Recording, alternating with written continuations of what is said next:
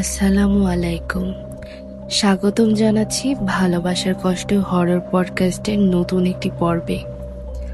আজকের ঘটনাটি কোনো বই থেকে নেওয়া নয়, কোনো সিনেমার গল্পও নয়, এমনকি ইন্টারনেট থেকে নেওয়াও নয়, কিংবা কেউ আমাদেরকে ইমেলও করেন নাই। কিছুদিন আগে আমি আর আমার দুই বান্ধবী একসঙ্গে বসে গল্প করছিলাম। হাসি আড্ডার মাঝেই হঠাৎ একজন এমন একটি ঘটনা বলতে শুরু করলো যে ঘটনাটা নাকি ঘটেছিল তার নিজের বাবার সঙ্গে। প্রথমে মনে হয়েছিল হয়তো সাধারণ কোনো ভৌতিক গল্প, কিন্তু যত সামনে এগোতে লাগলাম তত বুঝতে পারলাম এটা শুধু ভয়ের গল্প নয়, বরং এমন এক অভিজ্ঞতা যার ব্যাখ্যা আজও কেউ দিতে পারেনি। ব্যক্তিগত গোপনীয়তার সূত্রে আমি তার পরিচয় প্রকাশ করছি না, তবে তার অনুমতি নিয়েই আজ আপনাদের সামনে তুলে ধরছি সেই ঘটনাটি, তার নিজের কণ্ঠে বলা ঘটনাটি। তাহলে আলোটা একটু কমিয়ে দিন, হেডফোন পরে নিন আর প্রস্তুত হয়ে যান, কারণ আজ যে ঘটনা শুনতে যাচ্ছেন সেটি হয়তো আপনার বিশ্বাসের সংজ্ঞাটাই বদলে দিতে চলেছে।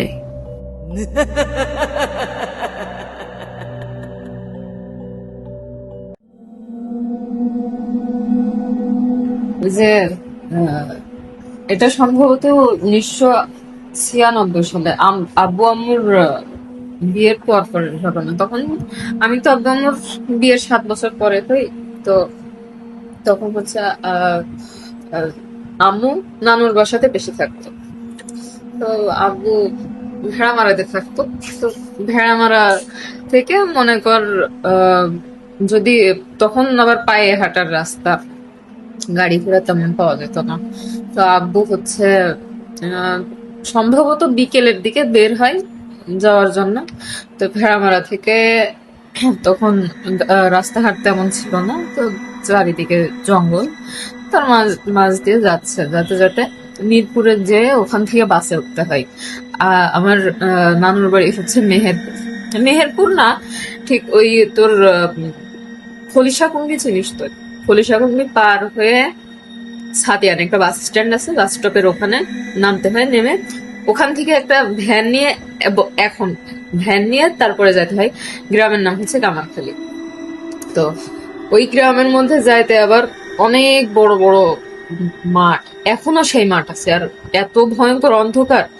আব্বু হচ্ছে এরকম মিরপুরে পায়ে হেঁটেই, মানে রেল লাইন ধরে আসতো, তাহলে রাস্তাটা একটু শর্ট লাগে, সোজা। তো তখন মিরপুরের ওখানে আসার পরে বাসের জন্য দাঁড়ায় আছে। আর মানে অনেক মেঘ, মানে ঝড়ের আগ মুহূর্তে যেমনটা হয় আর কি, হালকা পাতলা মেঘ আসছে, ভাসতে ভাসতে আসছে। তো আব্বু মনে করছে হয়তো একটু বৃষ্টি হবে, বৃষ্টি হলে তারপরে বাসে উঠবো বা বাস আসবে। এবার আব্বু ওয়েট করছে বাস আসার। তারপরে অনেকক্ষণ পরে বাস আসলো। তখন যখন বাস আসে সেই টাইমটাতে মনে কর পুরো অন্ধকার হয়ে গেছে। মিরপুর থেকে আব্বু বাসে উঠলো, ওঠার পরে যখন বাস ছাড়লো তখন বাতাস শুরু হয়ে গেছে। বাতাস মানে এত জোরে দমকা দিচ্ছে, মনে হচ্ছে বাস উল্টায় যাবে। মিরপুর থেকে ওইভাবে কোন রকমের মিরপুর থেকে হচ্ছে তোর খলিশাকুন্ডি পর্যন্ত, মানে আমার আব্বুর দাদার বাপ দাদার ভিটা ওই পর্যন্ত আসলো। তো ওখানকার মানুষ তো মোটামুটি চেনে। তো ওই ঝড় বৃষ্টির মধ্যে মনে কর ওখানে নামায় গেল। বাচ্চারা বললো আর আগানো সম্ভব না ওখানে। তখন আব্বু দেখলাম যাবো কিসে, ওখান থেকে পায়ে হাঁটা শুরু করলো। পায়ে হাঁটতে হাঁটতে তোর হচ্ছে তখন ভিতর দিয়ে মাঠ পার হতে আবার ইয়ে লাগতো না। বাস থেকে তো বেশ কয়েকজন নামছে। তো এক একজনের গন্তব্য মনে কর যে খরিশাকুন্ডির আশেপাশে, ঠিক আছে। তারা তাদের বাসায় পৌঁছায় গেল। তো আব্বু তখন আস্তে আস্তে আস্তে আস্তে আব্বু আরো অনেকখানি দূর যাবে। আব্বু আস্তে আস্তে একা পড়ে যায়। তো একা যখন হয়ে গেল তখন হচ্ছে আমার মামার যে শ্বশুর বাড়ি, ওই খলিশাকুন্ডি পার হয়ে হচ্ছে বাউট। বাউটে হচ্ছে আমার মামার শ্বশুর বাড়ি। তো তো আব্বু চিন্তা করছে যে আমি এই মাঠ পার হয়ে যদি আমি ওই বাউটের ওই শ্বশুর বাড়ি, শালার শ্বশুর বাড়িতে যাই, তো ওখানে যাওয়ার অনেক থেকে সময় আমি লাগবে। অনেক সময় লাগবে, বাসায় নাও পৌঁছানো যেতে পারে, আজকে যেতে দিবে না। কিন্তু আব্বু তো যাবে, শর্টকাট আম্মুর, নেবে, তাই তো? হ্যাঁ, আম্মুর টানে হচ্ছে তোর জায়গাতে যাবে, নানির বাড়িতে। তো আব্বু এরকম হাঁটা ধরলো, মাঠ মাঠ পার হচ্ছে, স্কুল আছে, স্কুলের পিছন দিয়ে মাঠ, আর স্কুলের এই পাশে হচ্ছে আমার সেই ইয়ার বাড়ি, আমার মামার শ্বশুর বাড়ি। তো আব্বু ওই দিক দিয়েই মনে কর মানে হালকা ছোট্ট একটা পাকা রাস্তা ছিল, চিকন। তো ওই রাস্তাতে উঠতে পারলে কোনো সমস্যা নাই আর। তো মাঠের মধ্যে আবার ওখানে এখনো মানে মানুষকে দিনে দুপুরে হচ্ছে জবাই করে এখনো, নরবলি। কাইন্ড অফ ওরকম। এখন সম্ভবত একটু কম। তো মাঝে তোর 16-17 বছর ওটা হয়েছিল না, কিন্তু আগে হইতো। আগে মনে কর যে রাস্তা দিয়ে মানুষ যাচ্ছে, টাইনে ধরে একদম ছুরি বসাই দিছে গলায়। ওরকম একটা রাস্তার মধ্যে দিয়ে আব্বু যাচ্ছে, আল্লাহর নাম নিচ্ছে যে আল্লাহ। আব্বু এমনিতে ভূতে ভয় বিশ্বাসী পায় নয়। না, বিশ্বাস করে জিনে বিশ্বাস করে, কিন্তু ভূতে ভয় পাওয়ার মতো মানুষ সে না। কিন্তু হচ্ছে আব্বুর ভয় হচ্ছে মানুষে, যে জিন মানুষ ভূতে আমার খারাপ। কিছু করতে পারবে না। আমি আব্বুর আরো অনেক এরকম ঘটনা আছে, যে এর চেয়েও ভয়ঙ্কর ঘটনা আছে যেগুলো আব্বু পার করে আসছে। তো ওইগুলো আব্বুর কোনো বিষয় না জিন ভূত, কিন্তু মানুষের ভয়টা আব্বুর ভিতরে তখন যে আমাকে যদি জেগে এখন, বসছে। হ্যাঁ, আমাকে যদি এখন গলা মানে কি বলে কেটে সন্ত্রাসী কেটে কেটে রেখে যদি মেরে দেয়, তাহলে তো কেউ জানতে পারবে না। আমার আম্মু মানে আম্মুর নাম হচ্ছে মরিয়ম, মরিয়মের কি হবে, হ্যাঁ, নতুন নতুন বিয়ে করছি। কত সালের এটা? 96 সাল সম্ভবত, 1996। 1996। তো তারপরে হচ্ছে আব্বু এরকম ভয় পাইতে পাইতে মনে কর আল্লাহর মহিমা কি, যে বৃষ্টি বৃষ্টি হচ্ছে ওখানে, আবার এঁটেল মাটি, ওই এঁটেল মাটির মধ্যে দিয়ে হাঁটা আবার খুব কষ্ট, মানে একটু কেমন যেন আঠালো হয়। প্রচুর আঠালো হয়। ওরকম মানে খুব দ্রুত সাথে আব্বুর ফিল হচ্ছে যে আমি খুব দ্রুত, আমি ওই আব্বু যখন বলে যে আমি এত দ্রুত মাঠের ভিতর থেকে ওই এঁটেল মাটি পার করে আমি ওই রাস্তা পাবো আমি কখনো ভাবিনি। তো যখন ওই রাস্তাতে ওঠে, তো আব্বু জানে না যে ওই রাস্তাটাও খারাপ। তো তখন থেকে আব্বুর গা মানে মানুষের ভয়ের থেকে তখন গা ভারী হওয়া শুরু করলো। এমন ভাবে গা ভারী হয় যেন আব্বুর পা আর উঠতে চায় না, সামনের দিকে আর আগাতেও পারে না, ওখানে বসতেও পারে না, দম যেন বন্ধ হয়ে আসে আব্বুর, এরকম অবস্থা। তো তারপরেও আল্লাহর নাম নিতে নিতে অনেক দোয়া দরুদ পড়তে পড়তে জোরে জোরে পড়ছে, পড়তে পড়তে তখন রাস্তার মানে নানির বাড়ি তখনও মনে কর 1-1.5 কিলোমিটার যাইতে হবে, বা 2 কিলোমিটার এরকম যাইতে হবে। তো এরকম একটা রাস্তার মাঝামাঝি তে আসার পরে আব্বু দেখছে যে ওই মানে মাঠ, তো দুই সাইডে অনেক বড় বড় মাঠ, মাঠের ভিতরে দেখছে যে একটা সাদা কিছু একটা উড়ছে, এরকম ফ্যানের বাতাসে যে উড়ছে না, এরকম উড়ছে জোরে জোরে। তা শাড়ির পাল্লা। হ্যাঁ, এবার আব্বু হচ্ছে ভাবছে যে আমি তো ওই রাস্তা দিয়েই যাব, ওদিক দিয়ে যাই, তাহলে ভিতর দিয়ে আবার বাসায় যাওয়া যাবে, দেখবো কি। আর নিষিদ্ধ জিনিসে তো আকর্ষণ বেশি মানুষের। আব্বু যাবে কৌতূহলের বসে একদম, মানে চোখ বন্ধ করে, মানে আব্বু মনে করছে যাবো, আর কোনো চিন্তা ভাবনা নাই, রাস্তা ধরে একদম হাঁটা ধরছে। ভালো কথা। এ, তারপরে হাঁটতে হাঁটতে ওই জায়গাতে গেল, যাওয়ার পরে যে দেখবি যে কাকতাড়ুয়া বানাই পাখি তাড়ার জন্য ইয়ে হয়। তো আব্বু দেখলো যে হচ্ছে এখন ওখানে পলিথিন কিভাবে আসবে। তারপরে হচ্ছে আব্বু তখন ভাবছে যে এত ঝড় বৃষ্টি হয়ে গেল, তারপরে ওই পলিথিনটা কেন এখানে এই একটা কুঞ্চির সঙ্গে এভাবে লাগিয়ে থাকতে পারে, এটা তো স্বাভাবিক না, তাই না? আব্বুর একটু ভয় ধরলো মনে, যে এরকম অস্বাভাবিক ভাবে এত ঝড় বৃষ্টিতেও সামান্য একটুখানি পলিথিন, এই কুঞ্চিটাই তো উপড়ায় যাওয়ার কথা, যে বাতাস। তো তারপরে মনের মধ্যে কোনো ভয় না নিয়ে আব্বু হচ্ছে আবার ওই ওই রাস্তা দিয়ে সোজা হচ্ছে হাঁটবে। তো মানে ওই মাঠ পার হলেই আমার নানার মাঠ, মানে নানার জমি জায়গা যা আছে, ওখানে আসলে পরে আর কোনো ভয় নাই। তো আব্বু এরকম সোজা হাঁটছে, যখন ওইটা দেখলো, দেখার পরে আব্বুর হচ্ছে মানে বুকের ভিতরে ধক করে উঠে সেন্স নাই আর, যে আমি কোথায়, আমি এখানে কি করছি, আমি এখানে কেন আসলাম। আব্বুর মনের মধ্যে বিভিন্ন রকমের মানে চিন্তা ভাবনা।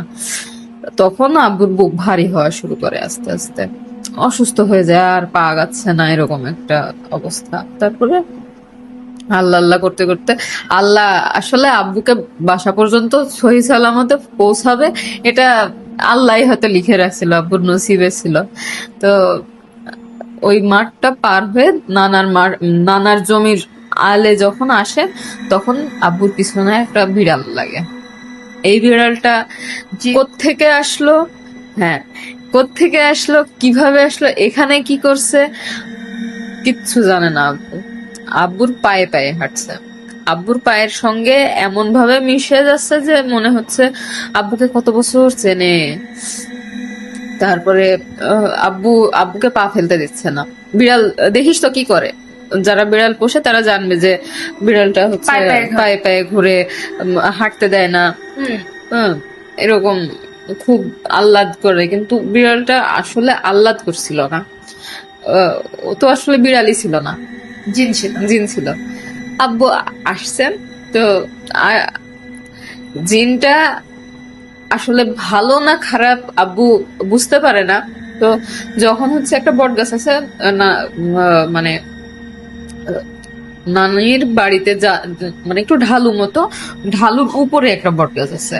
তো ওখান দিয়ে যখন নামবে, তখন ওই বিড়ালটা আব্বুর পিছু ছাড়ে, আব্বুর পিছু ছেড়ে অনেকখানি দূরে দাঁড়ায় থাকে। আর আব্বু যখন বট গাছের কাছে, তখন ওই বিড়ালটা বলে যে তোর মায়ের দুধের জোরে তুই আজকে বেঁচে গেলি, না হলে তোকে আজকে আমি এখানেই শেষ করে দিতাম, তোর হাড় হাড্ডি কেউ কিচ্ছু খুঁজে পেত না। আব্বু এই কথা শুনে আর পিছনে উনি আবার বলে যে হচ্ছে তুই আর পিছনে তাকাস না, তুই বাসায় যা, না হলে তোর খবর আছে। আব্বু আর একটা শব্দ না করে আব্বু সোজা বাসায় চলে যায়। বাসায় যাওয়ার পরে তখন আমার নানা মৌলানা ছিল। তো উনি হচ্ছে তখন কোরআনের আয়াত পড়ে আব্বুর বুকে ফু দিয়ে দেয়। সেদিনকে মনে হয় গরুর মাংস, ইলিশ মাছ, মানে এই যেগুলা খাওয়া যায় না আষ্টে জাতীয় জিনিস, এগুলাই রান্না হয়েছিল আব্বুর জন্য। তো আব্বুকে বললো এগুলো কিছু খাইও না তুমি, তুমি হচ্ছে তখন একটু ডাল ভাত খায় রাত্রে আব্বু শুয়ে পড়লো। তো তারপরে নাকি জ্বর আসছিল না কি যেন, যাই হোক হয়েছিল, পরে আস্তে আস্তে ঠিক হয়ে যায়। তখন নানা তখন 2 বেলা হচ্ছে ঝাড়ফুঁক করতো, ঠিক হয়ে গেছিল। আব্বুর আরো কাহিনী আছে। তো এইটাই ছিল আজকের বাস্তব অভিজ্ঞতার গল্প। আমার বান্ধবী যখন এই ঘটনার শেষে বলল আমার আব্বুর সঙ্গে এমন আরো অনেক অদ্ভুত এবং ভয়ঙ্কর ঘটনা ঘটেছে, আরো ঘটনা রয়েছে আমার কাছে, এখন আমার কাছে একটি প্রশ্ন রয়েছে আপনাদের উদ্দেশ্যে। আপনারা কি আমার বান্ধবীর কণ্ঠেই তার বাবার সঙ্গে ঘটে যাওয়া সেই বাস্তব ঘটনাগুলো আরও শুনতে চান? যদি আপনার উত্তর হয় হ্যাঁ, তাহলে কমেন্ট করে অবশ্যই জানাবেন হ্যাঁ শুনতে চাই। আর যদি মনে হয় এই ধরনের বাস্তব অভিজ্ঞতা আর শুনতে চান না, সেটাও নির্দ্বিধায় কমেন্টে জানাতে পারেন। আপনাদের প্রতিটি মতামতই আমাদের জন্য অত্যন্ত গুরুত্বপূর্ণ। তো বলুন, এই ঘটনাটি শোনার পর আপনার কি মনে হয়েছে? সত্যি কি এটা অতিপ্রাকৃতিক কোনো শক্তির উপস্থিতি ছিল, নাকি এমন কোনো রহস্য যার ব্যাখ্যা আজও আমাদের জানা নেই? আপনার মতামত আমাদের সঙ্গে অবশ্যই কমেন্টে জানাতে ভুলবেন না। আর যদি আপনার বা আপনার পরিচিত কারো জীবনে এমন কোনো বাস্তব অতিপ্রাকৃতিক অভিজ্ঞতা ঘটে থাকে, তাহলে আমাদের ইনবক্সে জানাতে পারেন, কিংবা আমাদের ইমেল অ্যাড্রেসটি ইউটিউব ডেসক্রিপশনে এবং ফেসবুকের কমেন্ট সেকশনে দেয়া থাকবে। চেক করে ওখানে আপনাদের ঘটনাটি আমাদেরকে নির্দ্বিধায় পাঠাতে পারেন। আর যদি চান আপনাদের পরিচয় সম্পূর্ণ গোপন রাখতে, তাও আমাদেরকে জানিয়ে দিবেন। যারা যারা ইউটিউব চ্যানেল থেকে দেখছেন, তারা আমাদের চ্যানেলটি সাবস্ক্রাইব করুন, ভিডিওটিতে লাইক করুন। এমন বাস্তব এবং রহস্যময় ও শিহরণ জাগানো ঘটনার জন্য আমাদের সঙ্গেই থাকুন। আর যারা ফেসবুক থেকে দেখছেন, তারা অবশ্যই আমাদের পেজটি ফলো করুন এবং আমাদের সাথেই থাকুন। আজ বিদায় নিচ্ছি, এই পর্যন্তই। ভালো থাকবেন, সুস্থ থাকবেন। আল্লাহ হাফেজ। মনে রাখবেন, সব ভয়ের গল্প কল্পনা নয়, কিছু গল্প বাস্তব। আর বাস্তব গল্পগুলোই সবচেয়ে বেশি ভয়ঙ্কর।